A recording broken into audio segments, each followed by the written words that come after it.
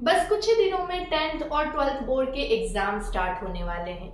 Exam की date announce होते ही ना धक धक स्टार्ट हो जाता है, टेंशन बढ़ने लगती है।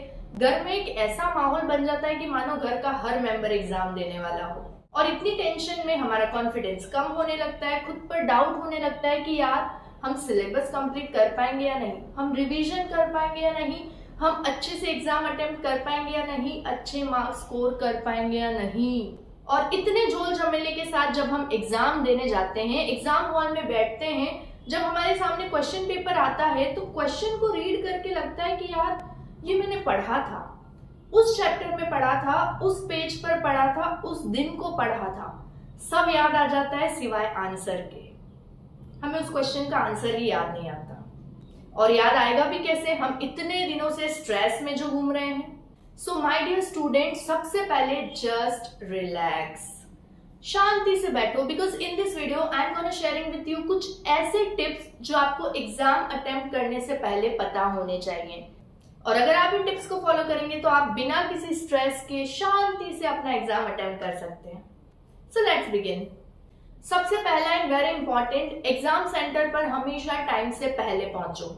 हम एक रात पहले सिलेबस तो अच्छे से कवर कर लेते हैं, लेकिन एंड मोमेंट पर भागते दौड़ते एग्जाम सेंटर पे पहुंचते हैं और हड़बड़ाहट के कारण काफी चीजें भूल जाते हैं। इसीलिए हमेशा एग्जाम सेंटर पर टाइम से पहले पहुंचो। एक रात पहले ही अपना एडमिट कार्ड स्टेशनरी चेक कर लो, रखा है या नहीं रखा है, और फिर वहां जाकर शांति से बैठो, रिलैक्स करो। फिर अगर आपके पास टाइम बच रहा है तो कुछ इंपॉर्टेंट पॉइंट्स को रिवाइज करो, ताकि हड़बड़ाहट के कारण आपने जो पढ़ा है ना, आप उसे नहीं भूलोगे। Second point, read all instructions carefully. Before start writing, आपके आंसर शीट पर, आपके क्वेश्चन पेपर पर जितने भी इंस्ट्रक्शंस दिए हुए हैं उन्हें केयरफुली रीड करो, ताकि जल्दबाजी में कोई भी स्टूपिड या सिली मिस्टेक आप ना करो। Third is prioritize while writing. कभी भी टफ और ट्रिकी क्वेश्चन पहले सॉल्व करना स्टार्ट मत करो। अगर आपको उस क्वेश्चन को देखकर लग रहा है कि यार हो पाएगा या नहीं हो पाएगा, डाउट है, तो उससे पहले स्टार्ट मत करो, बिकॉज सबसे पहला तो ये आपका टाइम वेस्ट करेगा, और दूसरा अगर वो क्वेश्चन सॉल्व नहीं हुआ ना तो आपका कॉन्फिडेंस डाउन हो जाएगा। इसीलिए शुरुआत हमेशा उन क्वेश्चन से करो जिनका आंसर आपको अच्छे से पता हो। इससे धीरे धीरे आपका कॉन्फिडेंस बिल्ड होता जाएगा और आप आगे का पेपर अच्छे से अटेम्प्ट कर पाएंगे। Fourth and very important, review and revise. Exam का टाइम ओवर होने से कुछ मिनट पहले अपनी आंसर शीट को अच्छे से रिव्यू करो, क्योंकि बहुत सी बार क्या होता है ना, एग्जाम हॉल से बाहर आने के बाद हमें याद आता है कि अरे यार शिट, ये क्वेश्चन का आंसर तो मैंने गलत कर दिया, इसका सही आंसर तो मुझे आता था। इसीलिए एग्जाम ओवर होने के कुछ मिनट पहले अपने जो भी क्वेश्चन अटेम्प्ट किए हैं उन्हें अच्छे से रिव्यू करो, कि जल्दीबाजी में आपने कोई गलती तो नहीं कर दी, और अगर कोई गलती हुई है तो आप उसी समय उसे करेक्ट कर सकते। इसीलिए रिव्यू हमेशा करना। फिफ्थ इज नंबर काउंट ना करें।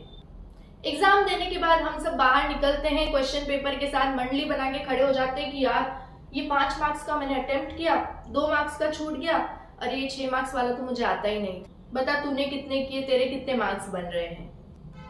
Avoid such type of conversation just after the exam.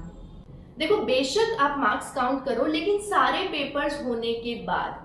अगर आपने फर्स्ट पेपर के बाद ही अपने मार्क्स को काउंट करना स्टार्ट कर दिया और आपकी एक्सपेक्टेशन के अकॉर्डिंग मार्क्स नहीं बने, तो आप टेंशन में आ जाओगे, आपको स्ट्रेस होगा और उसका असर आपके नेक्स्ट पेपर पर होगा। इसीलिए कभी भी तुरंत का तुरंत मार्क्स काउंट करने मत बैठो। And at the end I want to say is, ज्यादा स्ट्रेस मत लो, इट्स जस्ट अ एग्जाम। अपने आप पर भरोसा रखो, हमारे हाथ में होता है प्रिपरेशन करना। आप जितनी मेहनत कर सकते हो, जितनी प्रिपरेशन कर सकते हो करो। रिजल्ट क्या आएगा ये सोचकर स्ट्रेस्ड मत हो, अपने आप पर भरोसा रखो, यू कैन डू इट।